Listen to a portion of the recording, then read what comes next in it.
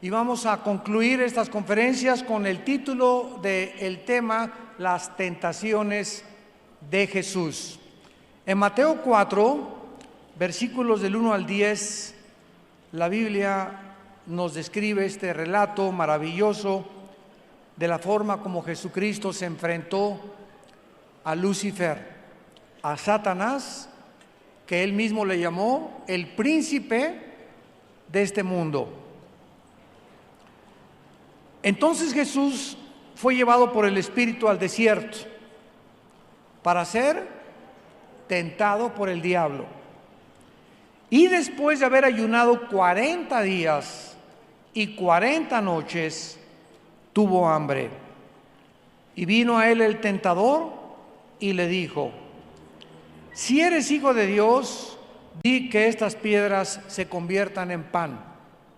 Él respondió y dijo: escrito está, no solo de pan vivirá el hombre, mas de toda palabra que sale de la boca de Dios. Entonces el diablo le llevó a la santa ciudad, esta es la segunda tentación, y le puso sobre el pináculo del templo y le dijo: si eres hijo de Dios, échate abajo, porque escrito está, a sus ángeles mandará cerca de ti, en sus manos te sostendrán, para que no tropieces con tu pie en piedra. Jesús le dijo: escrito está también, no tentarás al Señor tu Dios. Otra vez le llevó el diablo a un monte muy alto y le mostró todos los reinos del mundo y le dijo: todo esto te daré si postrado me adorares. Entonces Jesús le dijo: vete, Satanás, porque escrito está, al Señor tu Dios adorarás y a Él solo servirás. El diablo entonces le dejó, y he aquí vinieron ángeles y le servían. Una de las verdades más importantes de la teología cristiana, y una de las verdades más importantes que la mayor parte de los no cristianos no han entendido, por lo cual no entienden todavía la verdadera personalidad ni la naturaleza humana que Cristo tuvo, aunada a la naturaleza divina, es precisamente lo que se llama la hipostasis, que significa la unión de la naturaleza divina y la naturaleza humana de Jesucristo sin que se hayan mezclado. Esto es muy importante, es bastante profundo, pero Cristo era 100% como tú y como yo. Como tú y como yo, era humano, lloró, tuvo hambre, tuvo sed y desde luego tenía que ser tentado en todas las cosas en las que nosotros hemos sido tentados, porque la naturaleza humana tenía que ser probada también. Y la naturaleza divina es porque Él era divino, Él era Dios, pero al mismo tiempo que Él era Dios, allá en el cielo el Padre y el Hijo estaban en el mismo lugar. En el principio era el Verbo era con Dios y el Verbo era Dios. Juan 1:1. Y cuando Jesucristo baja al mundo, sucede algo extraordinario, donde el Hijo no mantiene, ni tampoco discute, ni pelea quedarse en el nivel del Padre.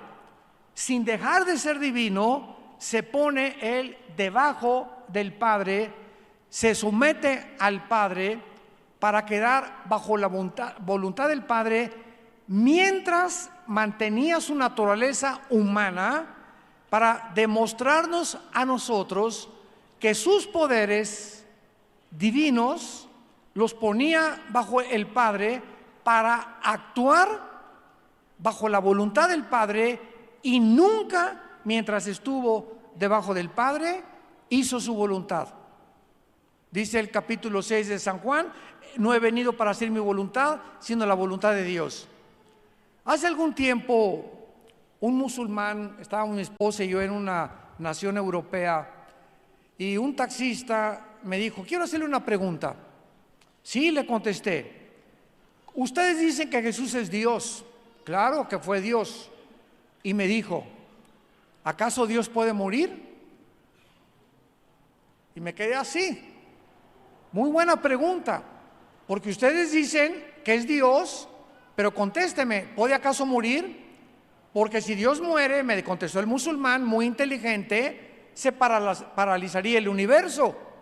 Entonces, ¿cómo pueden ustedes sostener y decir que Jesús fue Dios y al mismo tiempo decir que murió Dios? ¿Cuál es el problema de este musulmán? La ignorancia de las naturalezas de Jesucristo. Y le dije, efectivamente, Jesucristo era Dios, pero también era hombre. Y la persona que murió en la cruz del Calvario no fue Dios, sino Jesucristo hombre. Dios puso en su naturaleza humana los pecados de todos nosotros, porque Dios no puede pecar. El que no conoció pecado se hizo pecado en nuestro lugar, y cuando Él dijo, en tus manos te encomiendo mi espíritu, la persona que moría en la cruz tenía que ser humano, pero tenía que ser Dios. ¿Por qué? Porque un ángel no podía morir por nosotros, San Martín de Porres no podía morir por nosotros, Abraham no podía morir por nosotros, ningún papa podía morir por nosotros, porque todos los hombres hemos pecado y todos hemos sido alejados de la gloria de Dios. Entonces, en la cruz solo Dios nos podía perdonar, por lo que en la cruz tenía que haber un hombre y tenía que haber un Dios. En la humanidad Él llevaba nuestros pecados, y como Dios, solo Dios puede perdonar. Ningún ser humano puede perdonar los pecados de nadie. Así que cuando nosotros comenzamos a comprender las dos naturalezas, fue precisamente lo que ignoraba este musulmán. Cuando ya le expliqué que en la cruz no moría Dios, porque Dios no puede morir, sino Cristo hombre, el Hijo del Hombre se le llamaba continuamente, comenzó a entender y dijo, qué profundidad de verdaderamente la doctrina cristiana. No lo sabía, lo ignoraba, pero ahora lo entiendo. En la primera carta del apóstol Juan, en la primera carta, no en el Evangelio de Juan, en primera de Juan capítulo 4, versículo 2, dice la Biblia, en esto conozcan el Espíritu de Dios. Todo espíritu que confiesa que Jesucristo ha venido en carne es de Dios. Y todo espíritu que no confiesa que Jesucristo ha venido en carne no es de Dios, y este es el espíritu del anticristo, el cual vosotros habéis oído que viene y que ahora ya está en el mundo. Vamos a regresar a Mateo para poder abordar y desarrollar este tema y analicemos los tres ataques del diablo contra el Hijo de Dios para atacar su espíritu. Fue un ataque contra su alma y fue un ataque contra su cuerpo, porque estos tres elementos forman también tu humanidad y mi humanidad. Somos un espíritu, tenemos un alma y vivimos dentro de un cuerpo. Así que cuando Satanás te ataque a ti y me ataque a mí, va a atacarnos de la misma forma que atacó a Jesucristo. Por eso el Espíritu Santo nos ha dejado esta descripción y esta revelación para que podamos conocer las estrategias de Satanás, la forma como debemos defendernos y el peligro que tenemos con nuestra antigua naturaleza pecaminosa. Veamos el primer ataque. Cristo tenía 40 días sin comer ni beber. ¿Hay algo de malo en comer? No, ¿verdad? Ni tampoco de beber. Entonces, cuando Satanás lanza su primer ataque, le dice a Jesucristo, si tú eres el Hijo de Dios, come, ¿verdad? Y de estas piedras que se conviertan en pan. ¿Había algo de malo que Jesucristo le dijera a las piedras, porque Él tenía los poderes, que se conviertan en pan y alimentarse? El diablo le estaba sugiriendo a Jesucristo que hiciera algo correcto comer, porque no es pecado comer, pero de la manera ilegítima. Y ahí consiste el ataque del diablo, en hacernos creer que podemos usar lo bueno, pero de manera incorrecta. Déjenme explicarles a ustedes esta estrategia satánica. Jesucristo demuestra que tú eres el Hijo de Dios, o sea, usa tus poderes independientemente de tu Padre. No hay nada de malo comer, pero la voluntad de Dios en ese momento no era que su Hijo comiera. Y Satanás ataca la naturaleza humana, nuestros deseos de comer, la sexualidad, el deseo de beber de manera ilegítima, para que nosotros satisfagamos estas necesidades, pero fuera de la voluntad de Dios. ¿Qué problema había que Cristo comiera? Ninguno. Comer sería pecado de ninguna manera. El problema radicaba que no formaba parte del plan de Dios en ese momento que Él comiera. De la misma forma, nos ataca a nosotros sugiriéndonos que usemos todo lo bueno y lo bello que Dios nos ha dado de manera ilegítima. Por ejemplo, usa el sexo. ¿Qué tiene de malo el sexo? ¿Qué acaso no te lo dio Dios? ¿Por qué no te puedes tener relaciones con tu novio o con tu novia antes de casarte? Es un impulso biológico que Dios nos dio. Y eso lo oímos en la televisión, en los sexólogos, en psiquiatras, en psicólogos. Usa el sexo, es algo, esto es verdad. Dios nos los dio, pero no usarlo antes del matrimonio.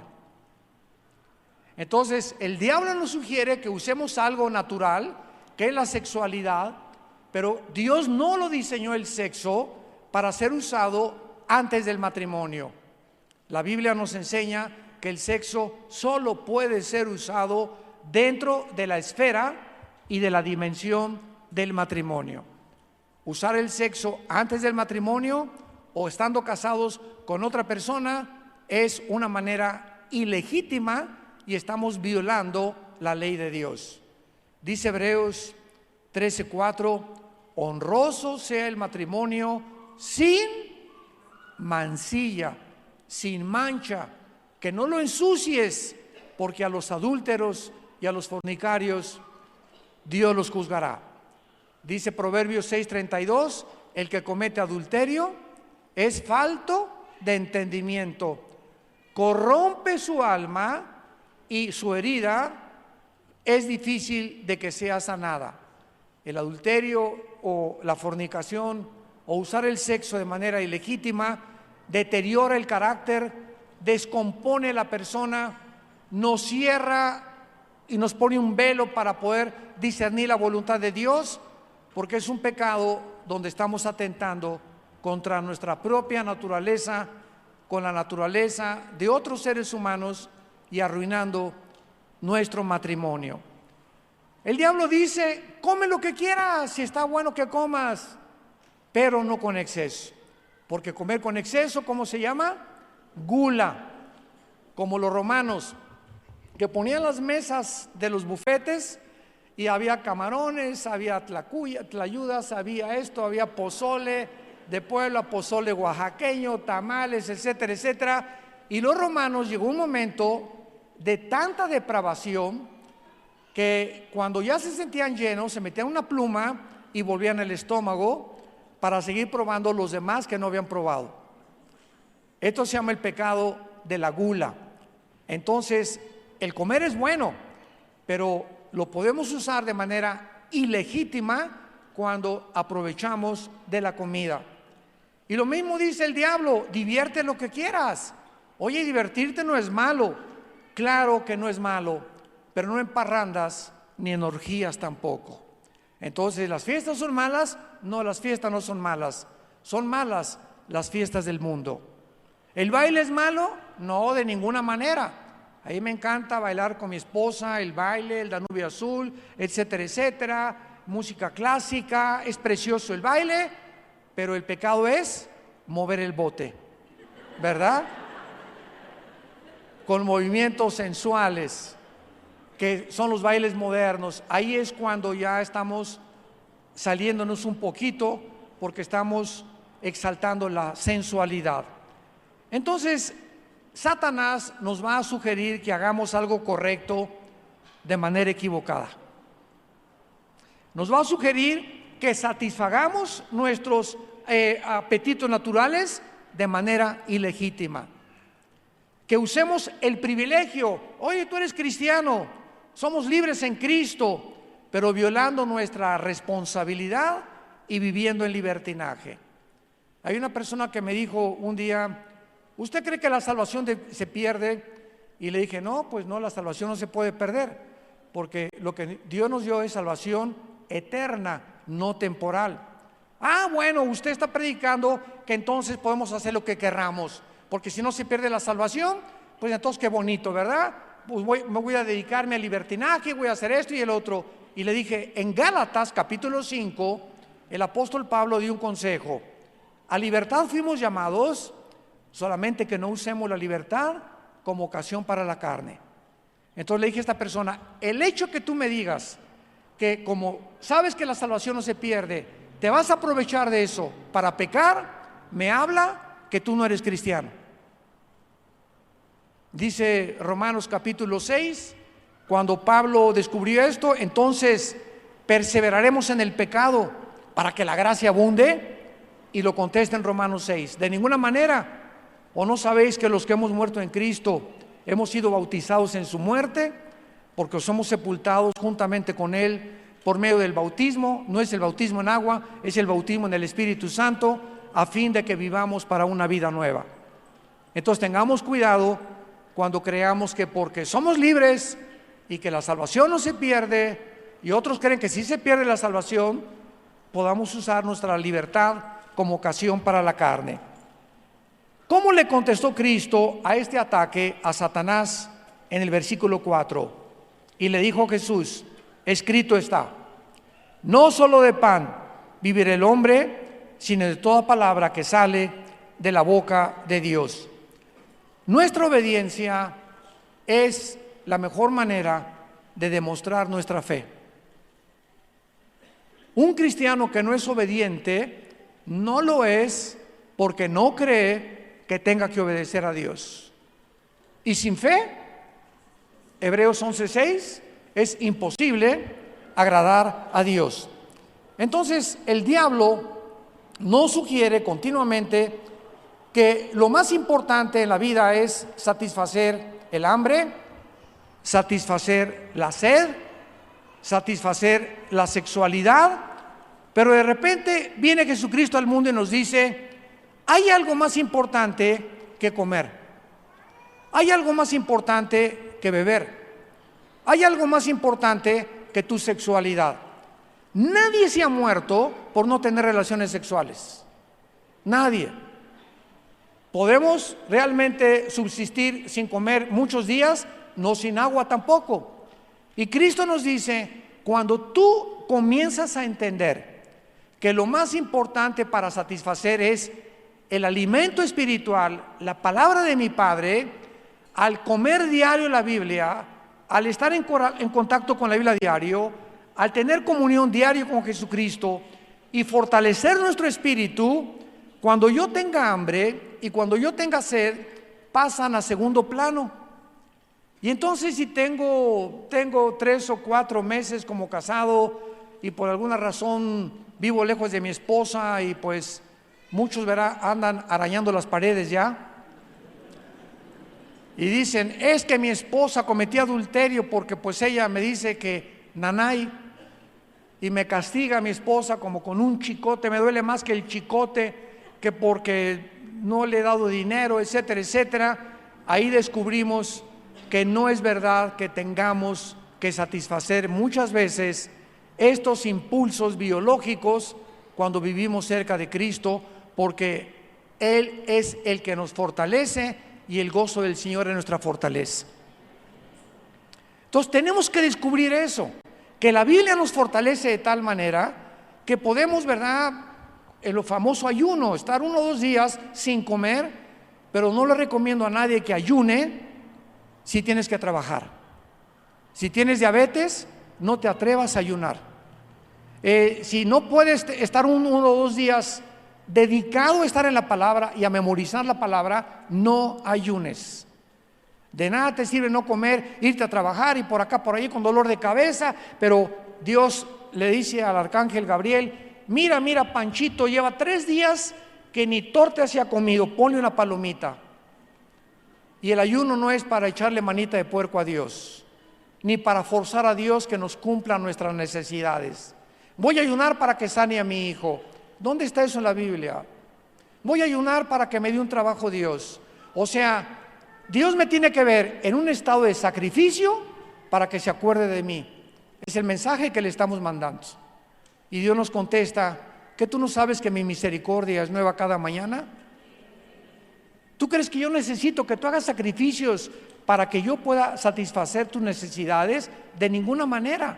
Qué ignorante eres de mi naturaleza divina. Yo no busco sacrificios, busco obediencia. Entonces, cuando usamos el ayuno, muchos lo usan como huelga de hambre. Ya no es ayuno, ya es huelga. Y con eso van a tratar de forzar a Dios, ¿verdad?, a que les cumpla sus caprichos. Y Dios no es del PRI, ni del PAN, ni de Morena tampoco. No es un partido político, los cristianos, para que hagamos huelga de hambre y Dios nos pueda contestar. Vayamos a la segunda tentación, del versículo 5 al versículo 7. La segunda tentación. Entonces el diablo, notemos esto, que él nunca se va a dejar por vencido cuando nos ataca. Cuando nosotros vencemos una tentación, no creas que ya la hiciste. Te tienes que mantener en la fortaleza del Señor, en la palabra de Dios, orando para no caer en las tentaciones que en el futuro tiene preparadas para nosotros. Muchos de nosotros no hemos caído en tentaciones, ni hemos hecho pecados porque no hemos tenido la oportunidad. ¿No es verdad? O sea, bueno, yo me he encontrado con hermanos cristianos y muchos me dicen: mira, yo ahorita pues no he adulterado ni he fornicado. Y yo les pregunto siempre: ¿has tenido la oportunidad de hacerlo? ¿A qué te refieres? Le dije: mira, no quiero jactarme, pero una vez, me acuerdo, nosotros viajamos bastante y pues he tenido la disciplina, les contaba ahorita a unos hermanos, de levantarme temprano, estar siempre con el Señor. Siempre una disciplina férrea, que no me lavo los dientes ni nada antes de estar con el Señor en su palabra. Y entonces esa mañana tuve un muy bonito tiempo con el Señor. Me subí a un avión, mi esposa no me acompañaba. Y era precisamente la semana que le llaman en Estados Unidos el Spring Break, que es antes de Semana Santa, cuando todos los gringos, ¿verdad?, se sueltan el pelo y se destrampan y van a Acapulco, casi todos ellos jóvenes, y se emborrachan y bueno, no se imaginan lo que hacen en este tiempo muchos norteamericanos. Entonces yo en el avión en esa semana, siempre casi les pido en la aviación, en la compañera, que me den un pasillo. No me gusta ir junto a la ventana, porque si me tocan 2 gordos, ¿verdad?, y se duermen y quiero ir al sanitario, ahí les encargo cómo despertarlos, ¿verdad? Entonces prefiero siempre el pasillo. Y junto a mí venían 2 muchachas jóvenes y venía yo leyendo la Biblia y de repente una de ellas se puso de lado y me puso los pies en la mesita que te ponen en los aviones y me hacía así con los dedos. Y volteé yo y dije: ¿qué es esto, verdad? Dios mío, una marciana aterrizó aquí en el avión. Y pues venían las 2 muchachas, traían botellitas de whisky, llevaban como 3 o 4 cada una, y no se dieron cuenta que era la Biblia.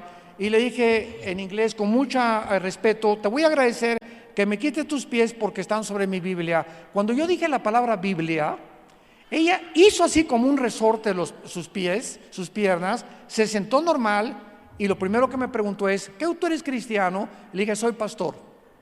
Y en ese momento hizo así. ¿Con quién nos hemos metido, verdad?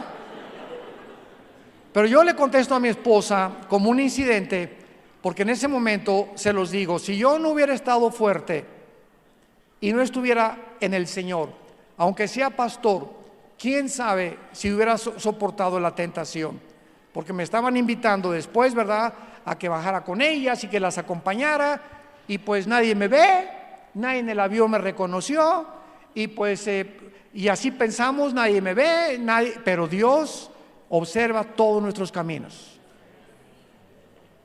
Entonces yo pienso, y no lo puedo negar, si yo me descuido, yo caigo, igual que tú, igual que yo, igual que cualquiera.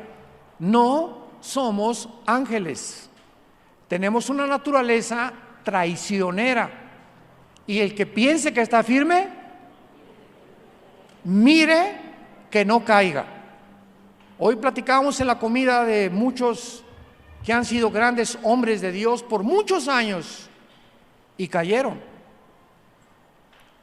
Y ha habido cantidad de hombres en los 41, 42 años que tengo de predicar la palabra de Dios, que yo he conocido, que iban muy bien y ministerios, y salieron y por acá y por allá, y estaban aquí en la cúspide del éxito, y algo les pasó en la mitad del camino. Y me acuerdo cuando alguien muy sabio me dijo: Armando, no es como comenzamos, sino como terminamos lo que vale delante de Dios. Porque pudiste haber tenido 25 años maravillosos y 30 años maravillosos, y una pequeña locura echa a perder el perfume y una sopa, dice el rey Salomón. A los más sabios los puede echar a perder una locura, una canita al aire, un desliz por haber estado descuidados. Arruina completamente nuestra vida personal, nuestra vida matrimonial, nuestro ministerio, el trabajo, nuestros hijos, por una canita al aire. Hay cosas y decisiones que tienen consecuencias que pagas muy caro después, la cosecha que tienes que recoger. Cristo lo dijo claramente: escrito está, no tentarás al Señor tu Dios. En este ataque notamos que el diablo lo lleva al pináculo de un templo, y es interesante que lo haya llevado ahí, fuera en la ciudad de Jerusalén, al pináculo del templo. ¿Por qué lo llevó ahí? ¿Por qué el diablo agarró a Jesús y lo subió hasta arriba de la punta del templo? Porque el diablo sabe lo siguiente: que la mente humana es altamente influenciada por el medio ambiente que la rodea. ¿Saben ustedes que en un partido de fútbol tú vas tranquilo y de repente se levantan las porras al Barcelona o al América, y los gritos que están por ahí te contagian a tú hacer lo mismo? Yo tengo un hijo que es pastor, Alan, y él es americanista. No le digas de las Chivas porque te deja de hablar. Dice que nada más los americanistas son espirituales. Bueno, él se disfraza cuando va al Estadio Azteca, se pone el América, lleva su, ¿cómo se llama? La cosa que es a vuelta, la matraca, etcétera, etcétera. Y ahí está grit, y siempre llega: papá, me acabé la voz. El medio ambiente donde tú te encuentras te afecta. Cuando se juntan 100 muchachas en un concierto de un muchacho como Luis Miguel, Justin Bieber, etcétera, etcétera, las muchachas en ese medio ambiente se vuelven locas. En ese medio ambiente, y verdad, y la avientan de besos y todo, y te das cuenta cómo se desborda, se desbocan emocional y sentimentalmente.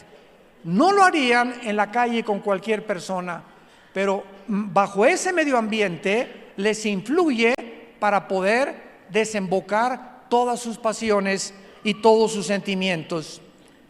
El ambiente donde crecimos nos puede hacer sentimentales.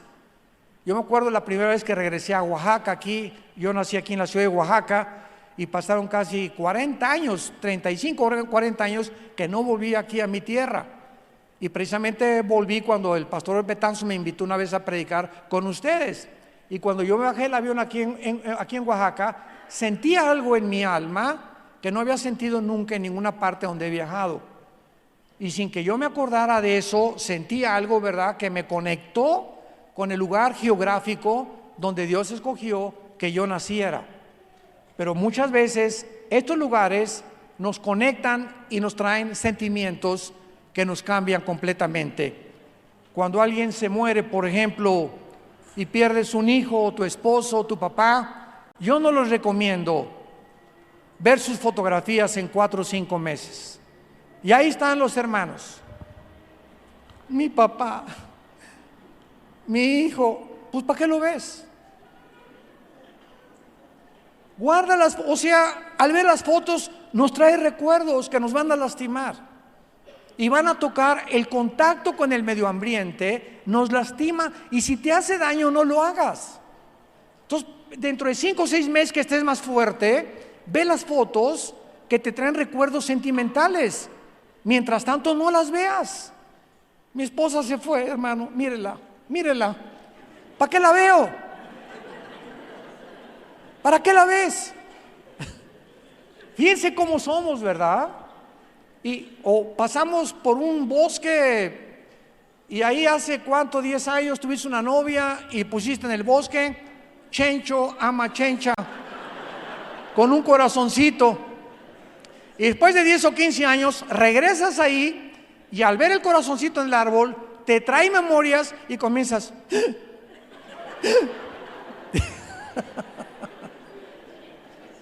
El diablo sabe que el medio ambiente en el cual podamos estar nos puede lastimar para bien o nos puede lastimar para mal.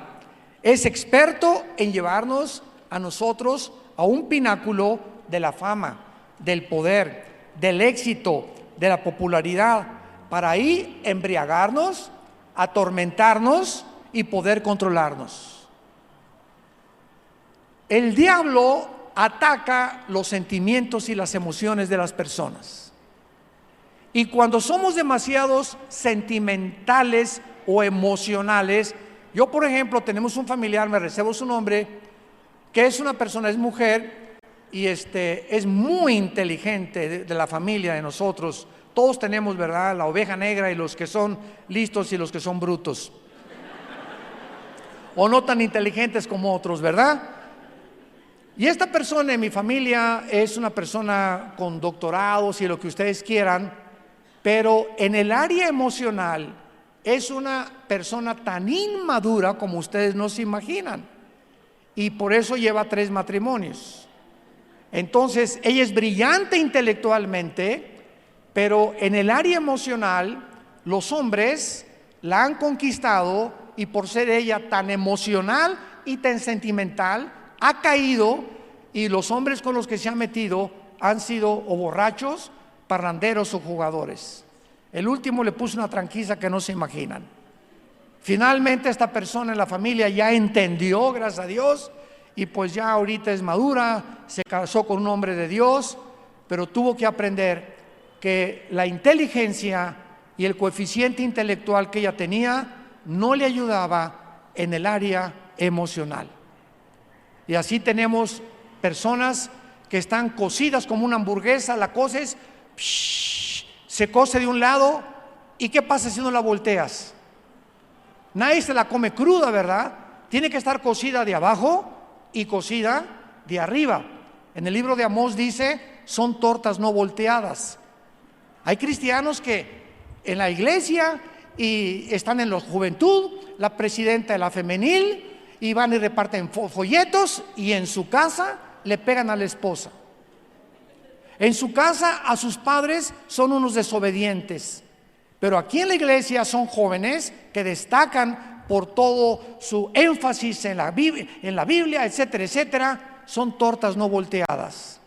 Dios nos quiere coser de los dos lados, del área sentimental y emocional y del área espiritual. Así que el diablo es experto en poder atacarte el área donde estás crudo, el área donde estamos débiles, para ahí meter el trinche y tratar de debilitarte emocionalmente. Él es muy, muy inteligente. ¿Cuál fue la defensa de Cristo en el versículo 7 contra este ataque? Escrito está: no tentarás al Señor tu Dios. En otras palabras, ¿qué podemos entender acerca de esta defensa? Que casi todas las herejías que han entrado al cristianismo han tenido su origen en tomar versículos aislados de la Biblia como el diablo los usó.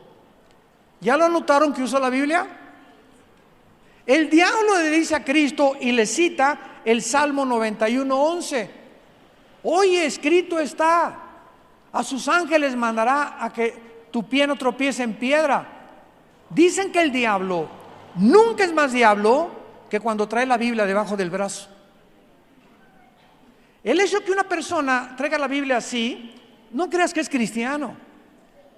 El diablo se la sabe de memoria. El diablo sabe que Cristo es Dios y los demonios también, pero no obedecen.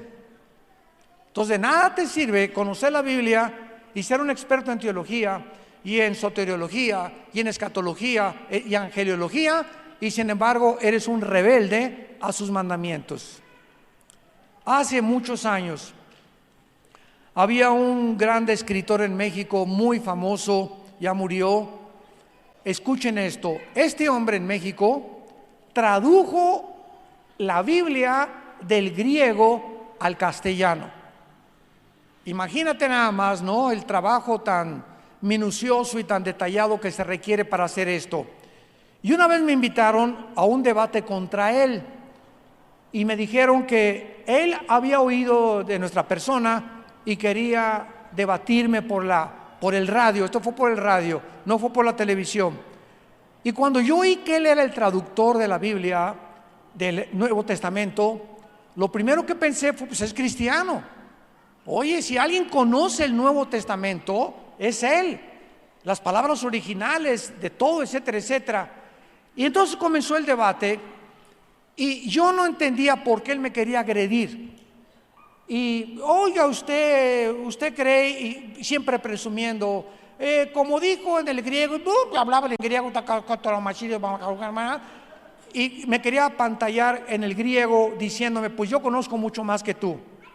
Y entonces finalmente, al descubrir yo, después de 15 minutos de estar con él en este debate, le dije lo siguiente: no hay mayor tristeza y mayor tragedia que haberlo conocido, porque esto es una persona que conoce la Biblia, pero no conoce al autor de la Biblia. Tú puedes conocer la Biblia sin conocer al autor de la Biblia, sin tener una relación con Jesucristo.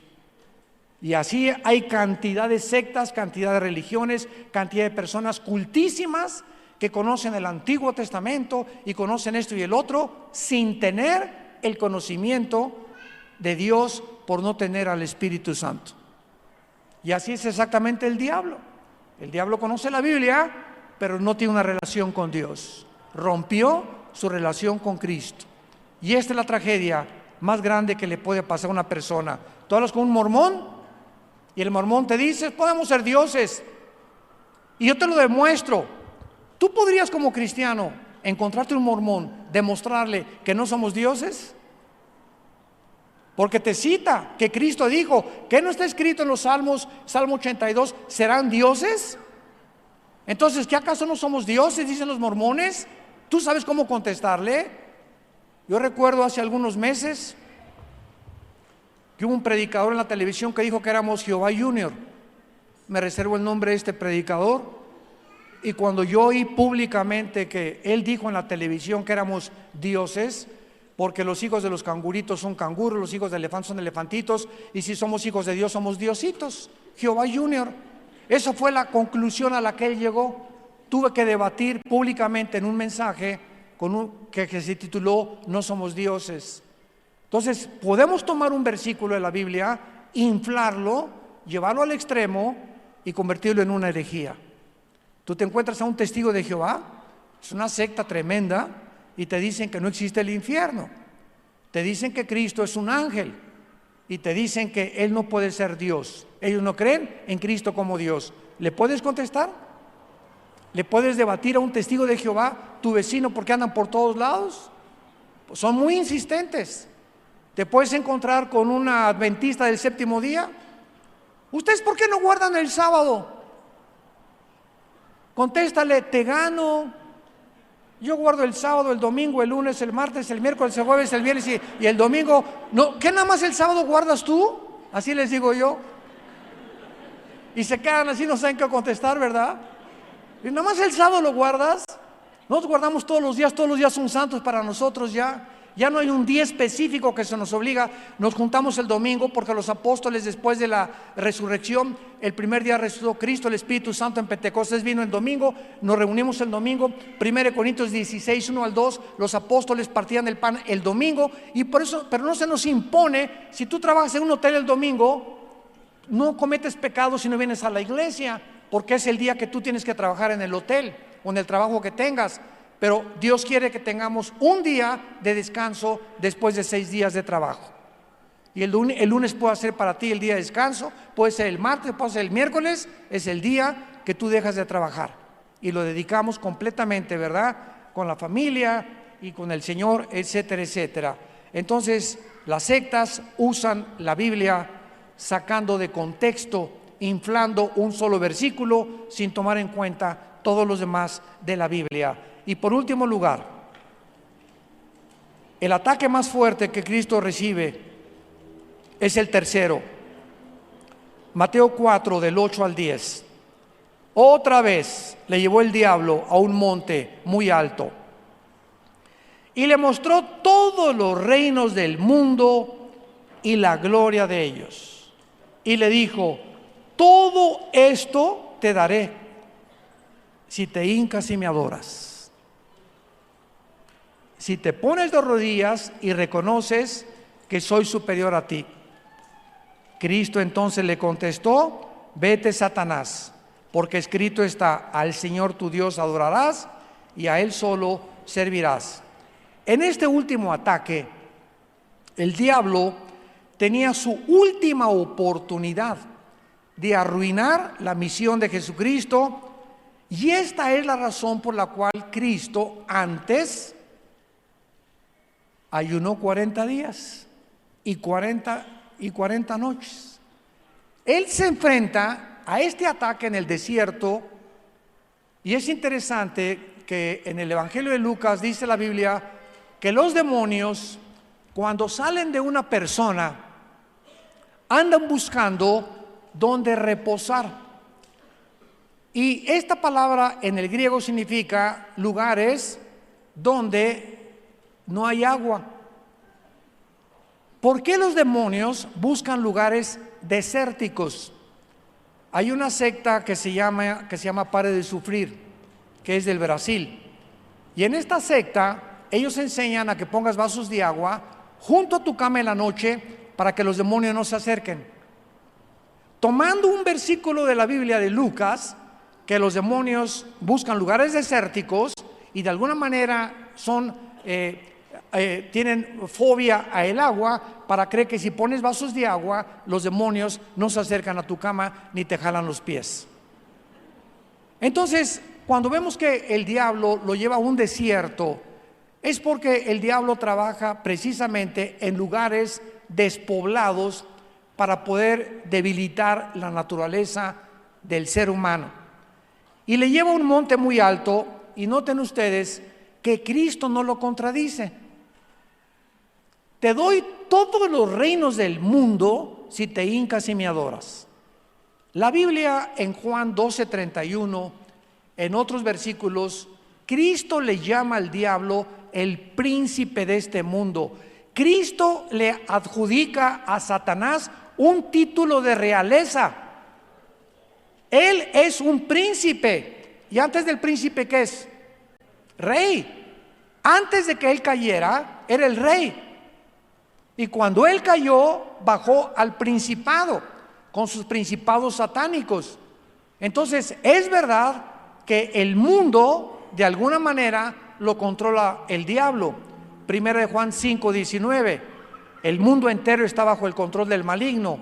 Entonces el diablo es experto en ofrecerle a los seres humanos, políticos, deportistas, entrenadores, músicos, todo aquello que ellos quieren, si le venden su alma por un plato de lentejas. Que cualquier éxito que tú alcances en la vida, como cantante, como deportista, como profesionista, como ministro de Dios, y llegas a la cúspide y allá arriba al éxito, si tú no tienes a Dios allá arriba, mientras más alto, más rápido caes. Porque las alturas nos descomponen, el aplauso nos descompone, la adoración de la gente nos descompone, porque no fuimos nacidos para recibir la gloria la recibe Dios. Entonces, el diablo es experto en decirte: te doy todo lo que tú quieres, sírveme, híncate y adórame. Yo que te pregunto en esta tarde, ¿a quién le estás entregando tu alma para poder triunfar en la vida? Es que mi jefe, me dijo una muchacha de mi trabajo, me dijo que me invitaba a tomar un café. Pastor, me habló como a las 10 de la noche, se la pasé a mi esposa.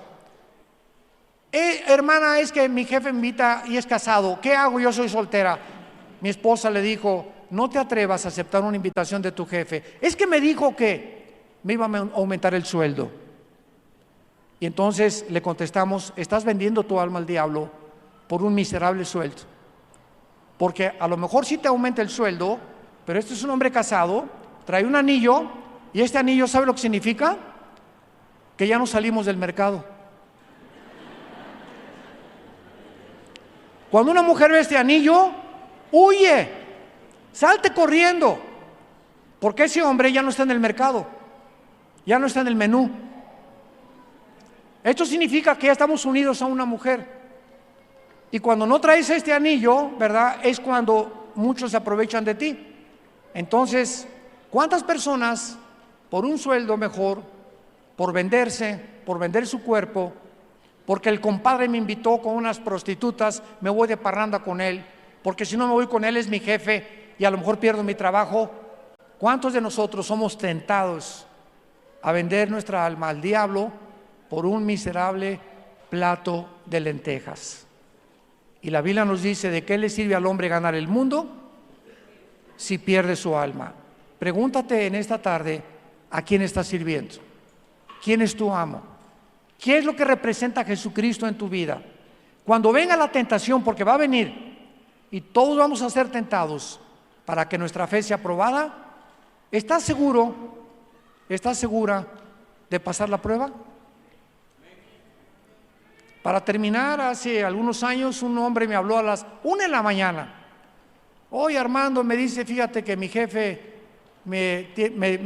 tengo una entrevista con él a las 10 de la mañana, y me habló a su oficina hoy en la noche antes de irme a casa para decirme que quería hablar conmigo, y estoy seguro que me quiere preguntar si soy cristiano.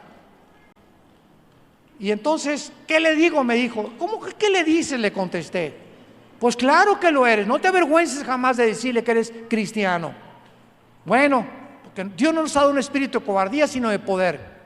Me habló como a las 12 del día, el otro día, y me dice: oye, quiero comunicarte una buena noticia. ¿Qué pasó?, le pregunté. Me dice: fíjate que mi jefe me habló. ¿Y qué te preguntó? Que si era cristiano. Y le contesté: claro que lo soy. ¿Y sabes lo que me dijo? Qué bueno, te estaba probando para ver si realmente tienes el valor de poder ser una persona en la que yo pueda confiar. Si le hubiera dicho que no era cristiano, lo hubiera corrido. Pero lo estaba probando Dios a través de su jefe para ver cómo respondía. Y así Dios nos va a probar a todos nosotros, y el día que nos avergoncemos de Él, Dios se avergonzará de nosotros y delante de sus ángeles, porque no nos ha dado Dios un espíritu de cobardía, sino de poder, de amor y dominio propio. Esta es la forma en la que demostramos a qué amo estamos sirviendo. Te damos gracias, Padre, por tu palabra en esta tarde, por estos 3 días maravillosos que nos has regalado cerca de tu palabra, para ser alimentados con ella, para que el Dios y Padre de Jesucristo, el pastor de las ovejas, por el pacto sempiterno, nos habilite, nos fortalezca y nos prepare para que hagamos siempre las cosas que son agradables delante de Él. Que nunca nos avergoncemos de haber sido llamados a servirte, todo lo contrario. Él no tuvo vergüenza en una cruz de morir en nuestro lugar, resucitar a los 3 días para prometernos que volveremos a vivir con Él después de la muerte y saber que en esta vida tan corta que tenemos, nos la ha dado para probarnos. Porque Dios prueba el corazón, Dios prueba al ser humano. Y cuando esta prueba venga, dichosos y felices los que pasen la prueba, porque recibirán las recompensas y las coronas que Dios ha preparado para todos los vencedores. Te damos gracias, Señor, en esta tarde por los pastores de esta iglesia, los hermanos Betanzos, sus hijos, a quienes bendecimos, el círculo de servidores que ellos tienen a su alrededor, que los sostienen, oran por ellos. Te pedimos, Señor, que los guardes de todo mal y que puedan ellos continuar con la energía, la salud, las fuerzas, la iluminación, con un espíritu de sabiduría y de inteligencia, continuar guiando tu pueblo por sendas de justicia por amor de tu nombre. Y si tú en esta tarde no tienes a Jesucristo, o tal vez te has avergonzado de Él en alguna parte de tu vida pasada, en este momento pídele perdón. Dile: Señor mío y Dios mío, me arrepiento de haberme avergonzado de ti, de haber aceptado esta oferta que me hicieron donde me querían comprar, de haber aceptado esta proposición indecorosa que yo no merecía haber aceptado. Lávame con tu sangre, Señor, fortaléceme, porque quiero acabar la carrera sin mirar atrás y no tener nada de qué avergonzarme en el día de Jesucristo. Te pido que en este momento entres a mi corazón como mi Señor y mi Salvador. Te recibo por la fe y te doy gracias por haber muerto y pagado en la cruz con tu sangre por todos mis pecados. En el nombre de Jesús. Amén. Que Dios los bendiga. Que Dios los guarde a todos. Que Dios los fortalezca.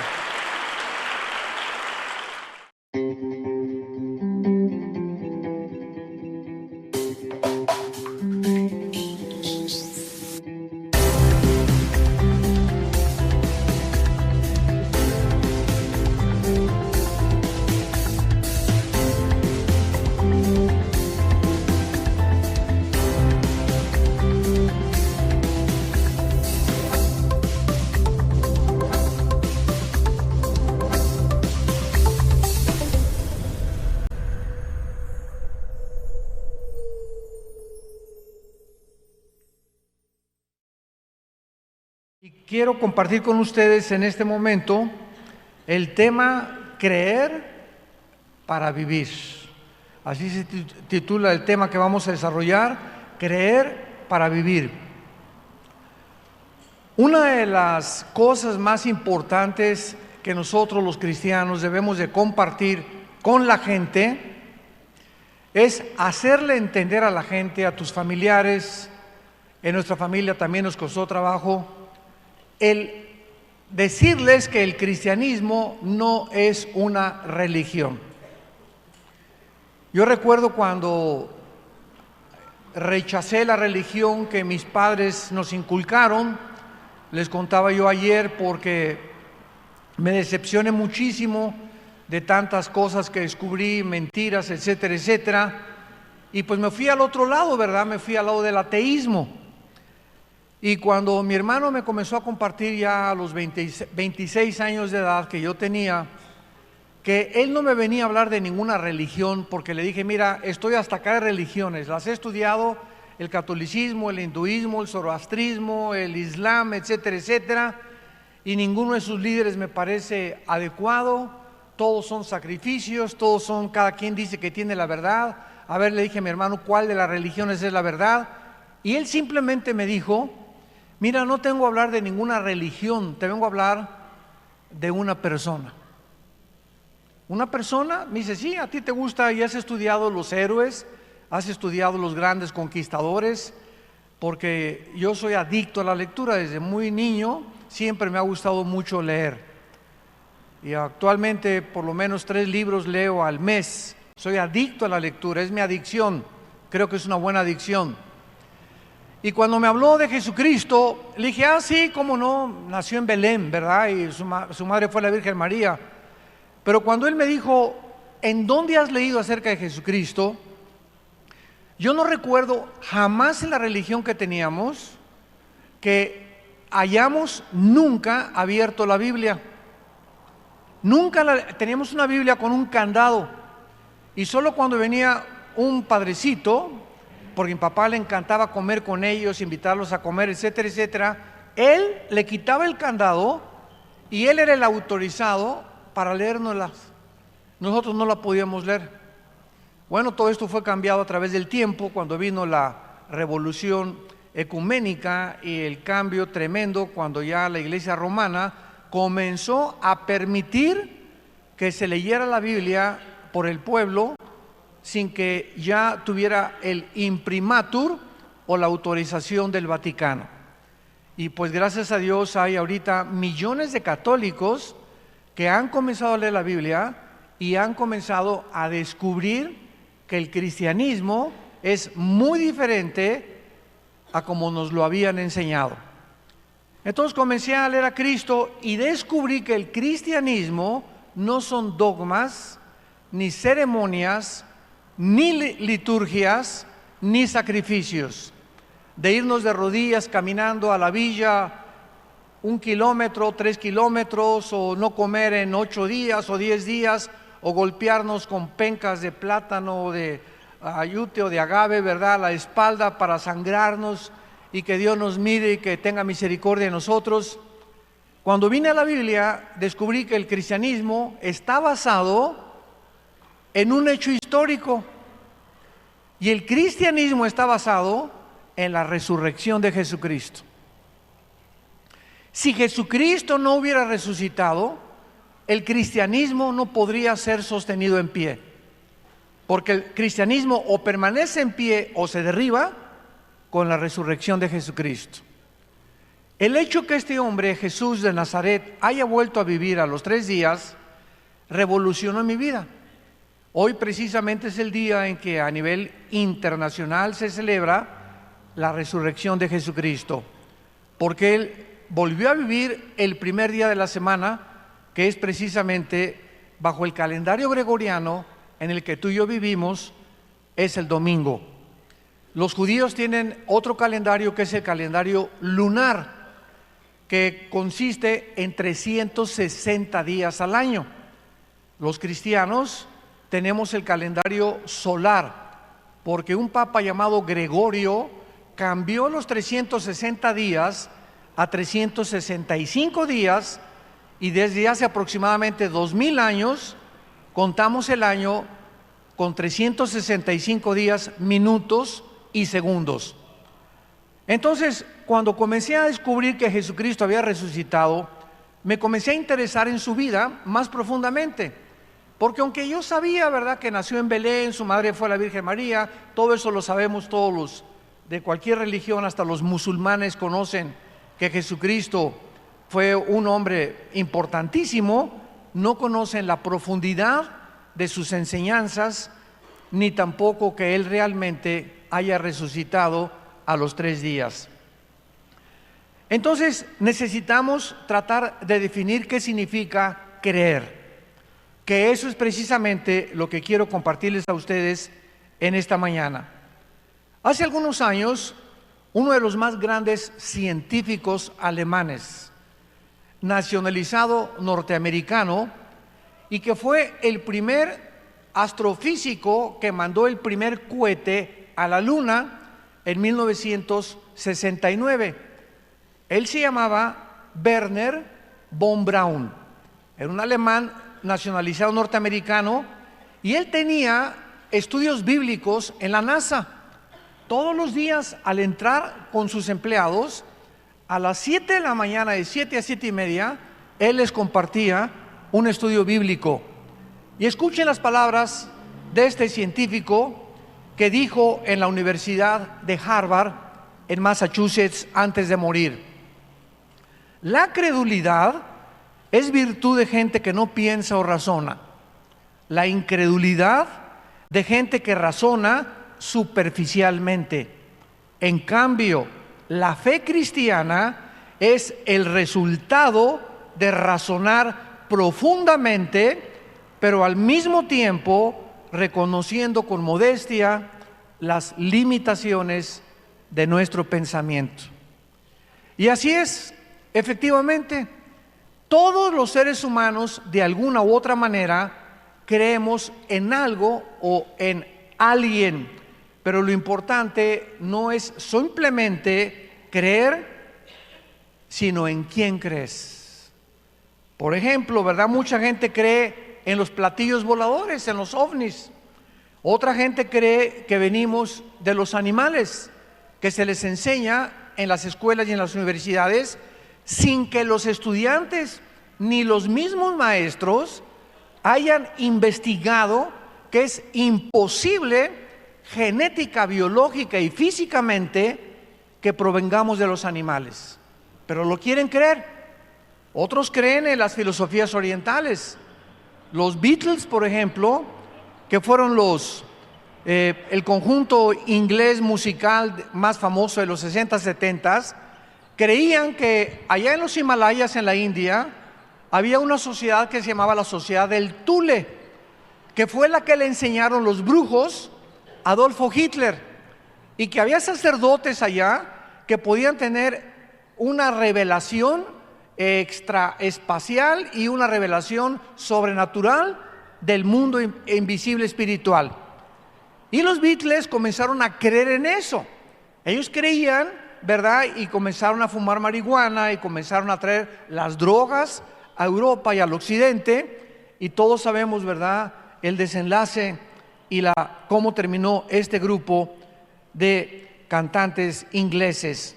En el nazismo, los alemanes creyeron que Hitler era su salvador, y actualmente en casi todas las naciones, principalmente en Latinoamérica, cuando votamos por un presidente o por un gobernante, ponemos toda nuestra esperanza en él y decimos: Él es el que va a ser nuestro salvador. Él va a acabar con la pobreza, Él va a acabar con esto, con el otro, y ponemos nuestra fe en un hombre que no sabemos detrás de su ideología qué puede esconder. Otros creen, ¿verdad?, como los romanos, que los césares eran dioses y adoraban a los césares como dioses. Y últimamente, increíble pero cierto, mucha gente cree que la tierra es plana. No sé si han oído ustedes eso, pero es una nueva creencia. Yo llego a muchos lugares donde hay estudiantes universitarios y me dicen: ¿usted sabía que la tierra es plana? Siempre les contesto: ¿de cuál fumaron? Bueno, entonces vemos nosotros, ¿verdad?, que la mayor parte de todas estas creencias, aunque sean irracionales, improbables y que carezcan del menor escrutinio en su análisis, la gente cree en ellas. Y cuando nosotros comenzamos a decir que creemos en un personaje histórico que se llama Jesucristo, comenzamos a descubrir que nuestra fe es válida porque tiene un sostén histórico, geográfico, arqueológico, químico, físico y de cualquier disciplina académica que me quieras mencionar. Esto solamente nos demuestra de qué forma tan tremenda y tan maravillosa podemos nosotros decir, creemos que la Biblia es verdaderamente la palabra de Dios, que fue Dios el que inspiró este libro, que son 66, un compendio de 66 libros, en un periodo de casi 1500 años, porque la Biblia se escribió en casi 1500 años, pero los 66 libros de la Biblia, escritos por más de 40 autores diferentes, en diferentes épocas de la historia, coinciden los 40 autores en el mismo pensamiento. Desde el Génesis hasta el Apocalipsis encontramos que la figura central de la Biblia es Jesucristo, el Hijo de Dios. Abran sus Biblias en el libro de los Hebreos capítulo 11 y veamos, como les anticipé, vamos a profundizar en lo que significa creer, o lo que la Biblia le llama la fe, y la grande diferencia entre tener fe y creer en cualquier otra cosa.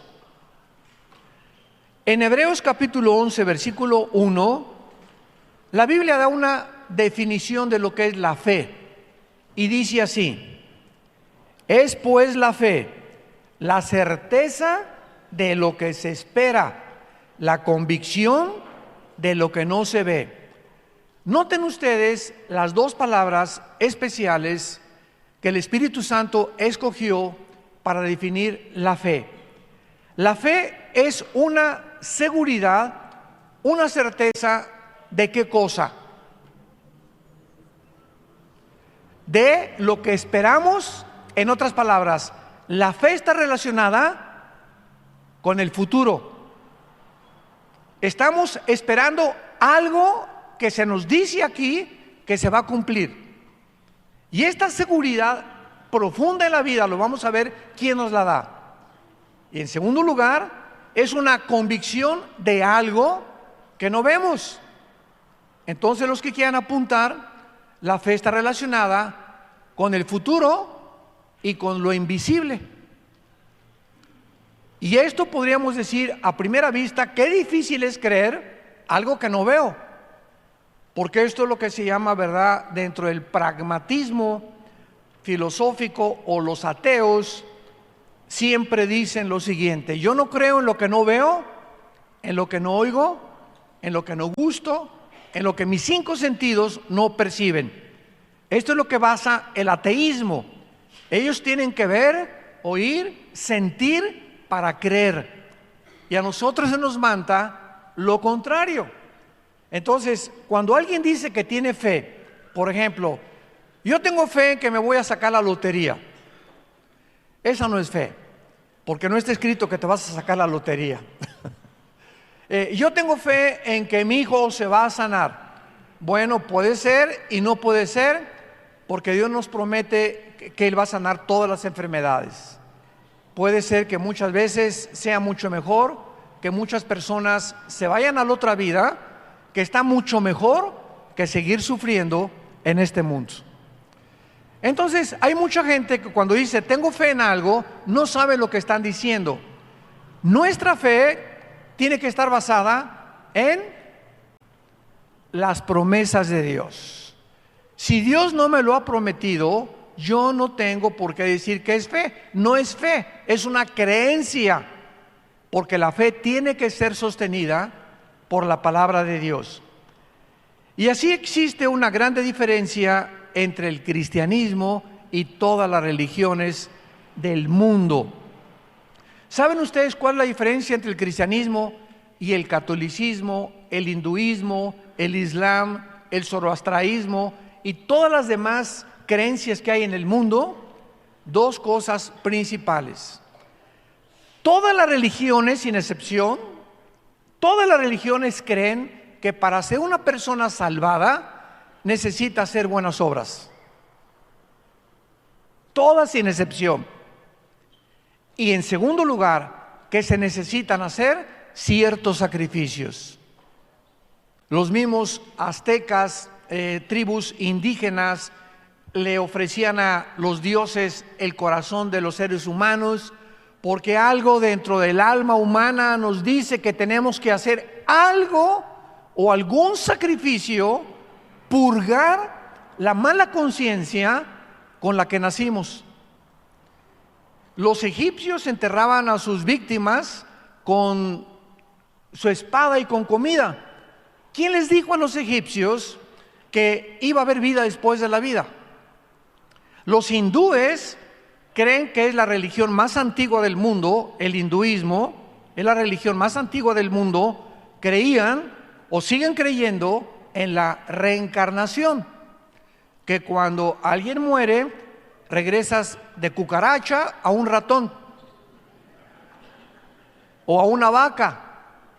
Entonces, una de las cosas más irracionales dentro de esta religión es la siguiente: si realmente hay una evolución en la reencarnación, porque la India sigue siendo uno de los países más pobres del mundo. Ya era para que hubieran evolucionado, ¿verdad? Para que hubieran progresado un poquito. Entonces, vemos nosotros a través del estudio de la historia y las religiones de qué forma siempre se insiste en hacer algo. Cuando venimos a la Biblia, encontramos un mensaje que no es humano. Nadie hubiera podido inventar el mensaje de la salvación que está en la Biblia. Este mensaje, que es diferente a todos los mensajes de todas las religiones, nos dice lo contrario: que para que tú puedas ser salvado y entrar al cielo, no necesitas hacer nada. Y esto choca inmediatamente contra el razonamiento y la teología de los religiosos. Cuando Cristo estaba en la cruz y le dijo al ladrón que borracho, parrandero, asaltante, mujeriego, violador, asesino, y dile y ponle los adjetivos que quieras a ese ladrón. Y Cristo le dice: hoy estarás conmigo en el paraíso. Y imaginémonos a los fariseos abajo: pero no se ha bautizado,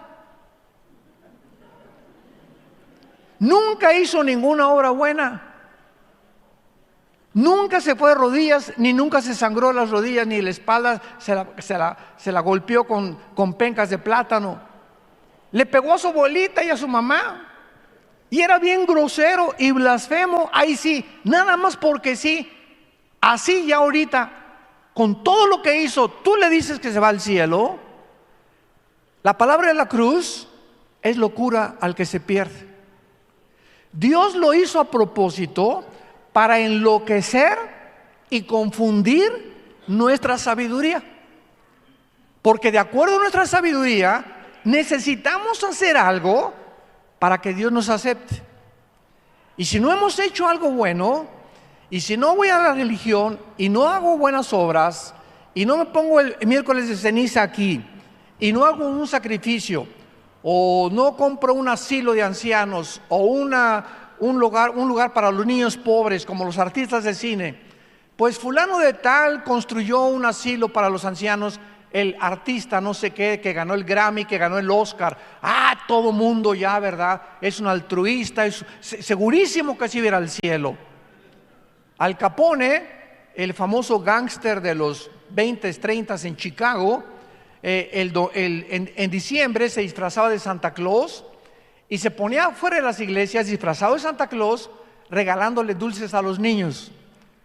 Y en enero, el 1 de enero, agarraba la ametralladora y comenzaba a matar gente. Pero el hecho de que él fuera a hacer algo bueno y limpiar su conciencia, le hacía creer que por lo menos no era tan malo como él pensaba, porque se disfrazaba de Santa Claus y tenía buenas obras. Y así ha sido la historia del ser humano. Cuando venimos a la Biblia, encontramos este mensaje: tú no tienes que hacer nada más que creer. más que creer en qué cosa, en que ese hombre que moría en la cruz del Calvario pagó por todo lo que el ladrón hizo en toda su vida. Va a pagar por todo lo que tú has hecho en toda tu vida. Y cuando tú vienes y nos dices, es que usted no sabe que yo llevo 5 abortos, usted no se imagina, como me dijo un reo en una prisión de máxima seguridad en México, cuando fui a predicar. Al acabar el mensaje se acercó conmigo este reo y me dice, es que pastor, usted no sabe que yo debo 25 vidas. A los 14 años en Veracruz, me dijo, comencé a convertirme en un gatillero de un político y me dieron 25,000 pesos por matar a una persona de la política. A los 16 llevaba yo 5 personas y a los 25 años me mandaron a matar a alguien a la Ciudad de México. Iba yo manejando por el periférico, traía mi revólver 38 y alguien se me atravesó y saqué la pistola y lo maté. Y estoy en la cárcel purgando 15 años por ese crimen del periférico. La policía no sabe que yo llevo 24 antes que el del periférico.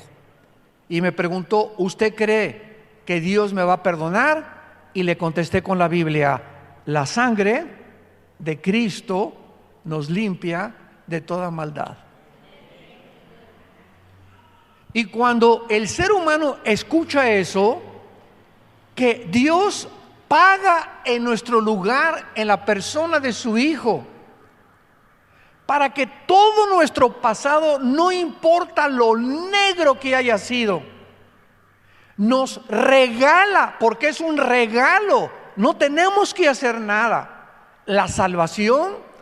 Esta palabra es la única palabra que ninguna religión tiene. Porque una vez me preguntaron eso, ¿podría usted definir qué es el cristianismo con una sola palabra? Y les contesté inmediatamente, gracia. Porque por gracia somos salvos. Efesios 2, 8 y 9. Porque por gracia somos salvos por medio de creer. Simplemente Dios nos manda a decir, crean lo que mi Hijo hizo en el lugar de ustedes y te regalo la salvación. Es un regalo inmerecido. Pero después de que recibimos la salvación, nuestras buenas obras que tenemos que hacer, ya no las hacemos para recibir la salvación, sino como un fruto de que ya hemos sido salvados. Porque la fe sin obras es muerta. Un cristiano que dice, soy cristiano y Dios me salvó, y sigue portándose igual a como se portaba antes de ser cristiano, es la fe de los demonios. Una vez una señora me dice, oiga, pastor, yo siempre he creído en Dios. Y le dije, ¿en cuál Dios? ¿Cómo que en cuál Dios? Le dije, sí, los hindúes tienen millones de dioses, los griegos tenían los dioses al Apolo y Zeus, etcétera, etcétera. Creer en Dios no basta. El diablo no es ateo. El diablo también cree en Dios y los demonios creen en Dios, pero no lo obedecen. Entonces, si tú dices que tú eres cristiano y has creído en el nombre de Jesucristo, forzosamente tu vida tiene que ser cambiada.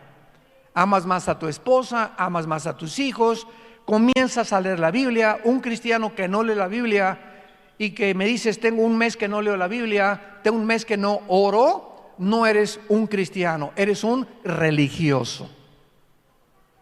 El cristiano es la persona que ha tenido un encuentro sincero con Cristo, ha creído que Él pagó por sus pecados, se ha arrepentido de sus pecados y le ha dicho, Señor, lávame, perdóname, soy la peor persona, vengo como un limosnero a la cruz, no vengo ofreciéndote nada. Tenemos que llegar como limosneros para que Dios nos acepte. Pero cuando llegas a la cruz, bueno, mira, Señor, hice un asilo de ancianos, y también un orfanatorio para niños, y no he sido adúltero, y no he robado, y no sé cómo esa prostituta fea con cara de ardilla, ¿verdad? No, ni tampoco soy narcotraficante. Si llegamos a la cruz justificándonos y diciéndole a Dios que no somos tan malos como muchos que sí son malos, Dios nos rechaza. Porque tenemos que venir como somos, no tenemos nada que ofrecerles. Aunque te digan en Oaxaca que eres la rosa de Castilla, y aunque te digan que has sido San Clodomiro de Tule, si tú vienes a la cruz creyendo que tú mereces algo, la salvación no es para ti. Él vino por los enfermos, por los que reconocen que están enfermos y que necesitamos un encuentro con Él.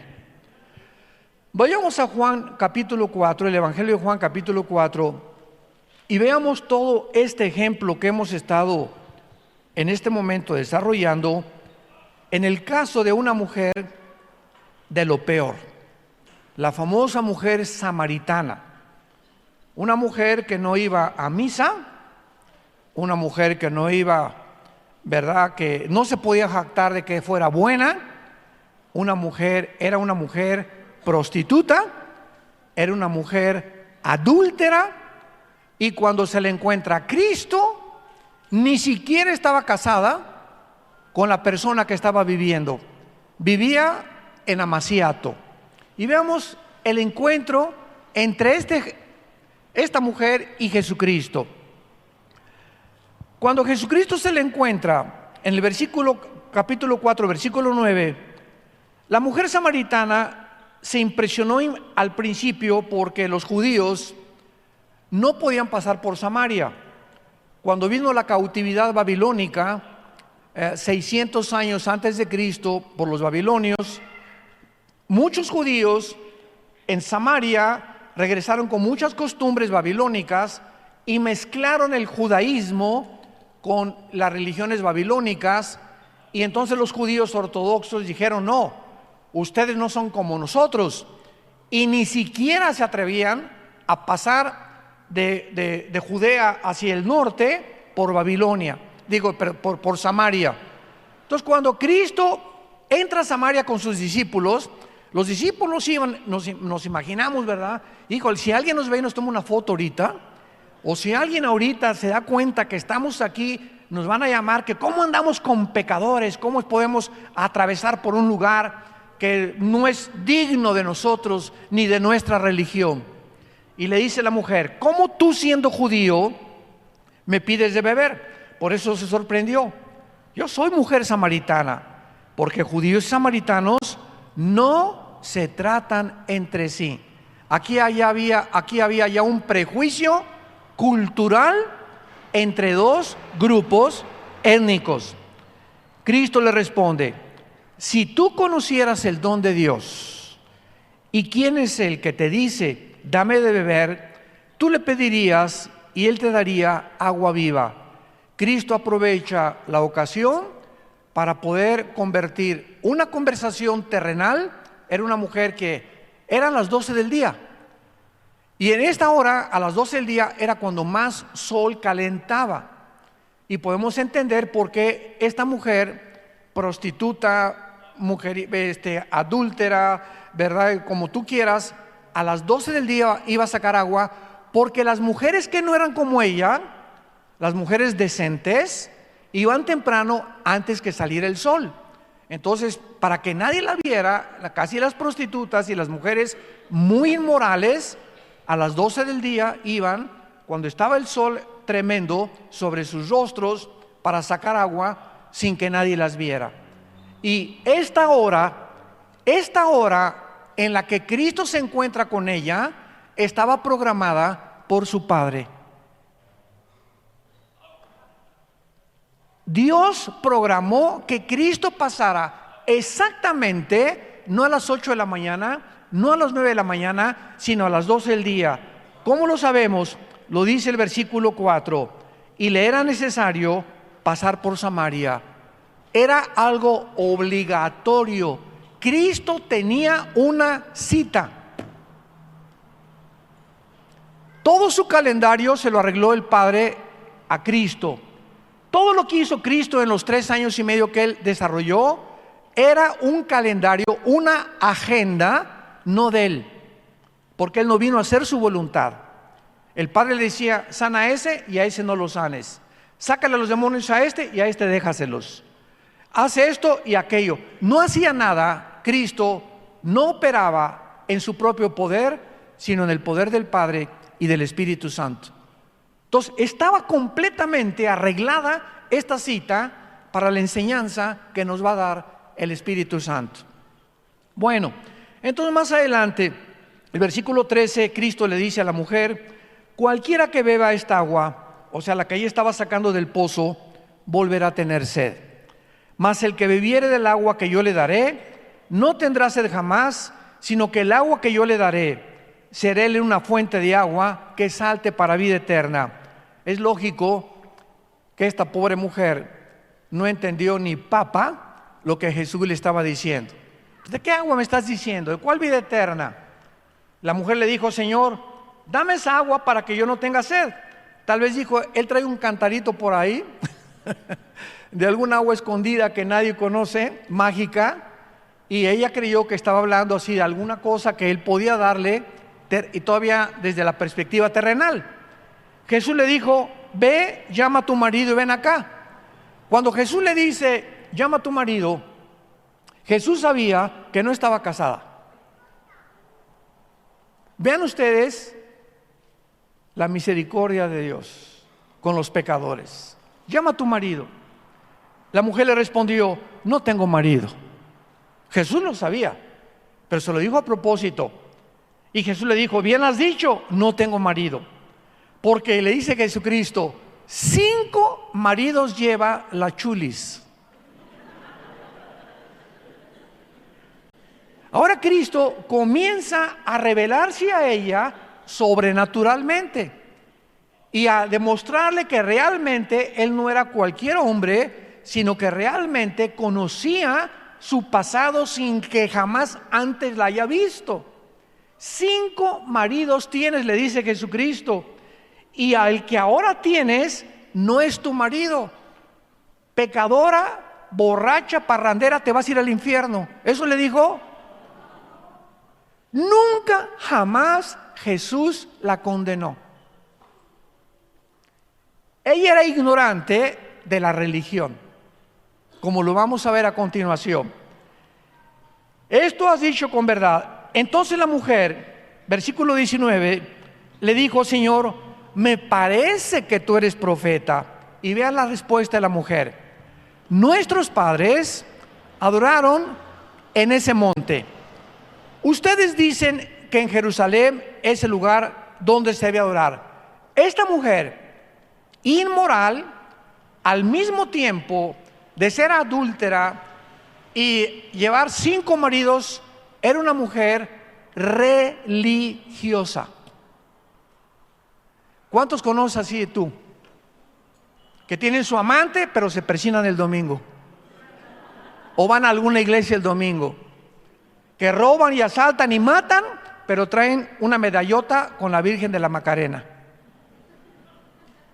Estamos llenos de toda esa gente que creen que simplemente una religión es cumplir y poder hacer y vivir como te da la gana.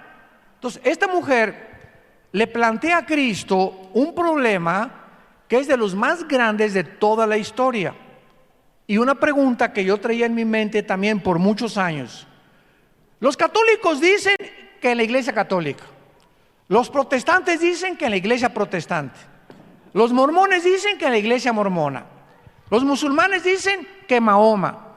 Y así encontramos nosotros una situación de dilema donde nos preguntamos algún día cuál de todas las religiones dice la verdad. ¿Cuál es la verdadera iglesia? No sé cuántos de ustedes se han planteado esa pregunta, pero yo me la hice. Y vean que la Biblia nos da la respuesta. Jesús le dijo, mujer, créeme. Aquí llegamos al final de nuestra búsqueda. Cuando yo leí esto, entendí que no es a Buda, no es al Papa, no es la religión esta o no es la iglesia. Tenemos que creerle a un hombre que se llama Jesús. Créele a Jesús. Comienza a leer la persona y la vida de Jesús en la Biblia. Ese es el mandamiento que se nos da, creerle a Él. Y cuando yo entendí eso, entendí lo que Jesús dijo a continuación. La hora viene cuando ni en esa iglesia, ni los mormones, ni los hindúes, ni los católicos, ni en Jerusalén adorarán al Padre. Ustedes adoran lo que no saben. Y así están nuestras familiares, tus primos, tus amigos. Así estamos nosotros, muchos cristianos. Ahí me enseñaron desde niño a adorar algo que en la religión a la que pertenecíamos, entrábamos, era un edificio y olía a incienso. Y al entrar en ese edificio, no hables, porque aquí está Dios. Ahí está Dios en el edificio. Tápate la cabeza en respeto, porque aquí está Dios. Y nada más me decían, párate, siéntate, párate, siéntate. Y oía yo, introigo al altar Dei, había un coletifica juventud mean, quietus Deus, quartes Deo, quartes de republistis.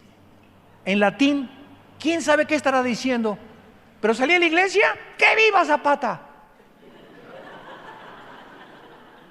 Pero al entrar a ese edificio, ahí estaba Dios. Así nos enseñaron de niños a nosotros, como a muchos religiosos. Entonces, venimos a la Biblia y encontramos que Dios no habita en templos ni en edificios hechos por nosotros. Y es lo que Cristo le dijo a la mujer: viene la hora cuando se acabaron los edificios. Los edificios ya no se van a llamar templos. No le llamamos templo al edificio. Ahora el templo es nuestro corazón con el Espíritu Santo. 1 Corintios 6, 19 y 20. ¿No sabéis que sois templo de Dios y que el Espíritu Santo mora en vosotros? Se nos caen las vendas. Y ahora, donde 2 o 3 se reúnan, ahí se encuentra la iglesia de Dios. La iglesia no son edificios, no son liturgias, no son ceremonias, no son desfiles, no son golpes de pecho. La iglesia somos los seres humanos, el cuerpo de Cristo. Vean ustedes cómo comienzan las vendas a caerse y a entender lo que adorábamos, lo que no sabíamos. Cuando Pablo en Hechos 17 llegó a Atenas, había una estatua grandísima que decía al Dios desconocido. Los atenienses, los filósofos, Sócrates y los estoicos y todos ellos que amaban la razón y la verdad, adoraban a dioses que no conocían. Y así es, ese es un religioso. Adoran lo que no saben. El Islam viene y se hinca y no adoran a Mahoma porque no saben que Mahoma está vivo. El budismo es una religión atea. ¿Me oíste bien? Es una religión atea. Oiga, pero ¿qué religiones ateas? Es que la palabra religión no significa creer en Dios. El comunismo está considerado que es una ideología política en una otra religión. Virgen del Socorro. ¡Cuánta ignorancia! ¡Cuánta ignorancia! El día que conozcas la verdad te hará libre, dijo Jesucristo. Y esta mañana te habla Jesucristo a que le conozcas a Él, a que entiendas que Él es en el que quiere Dios que creamos, porque Él es la resurrección de la vida. Él te quiere perdonar en esta mañana, no importa lo que tú hayas hecho, y tú tienes que comprender simplemente que lo necesitas, y que si Él no entra a tu vida, vas a seguir igual, y no vas a poder cambiar, porque necesitamos el poder del Espíritu Santo para poder vivir la vida que es agradable delante de sus ojos. Oremos. Te damos gracias, Señor, por tu palabra en esta mañana, y te damos gracias porque tú eres el camino, el único camino, la única verdad absoluta, inexorable, eterna y tú eres la vida eterna.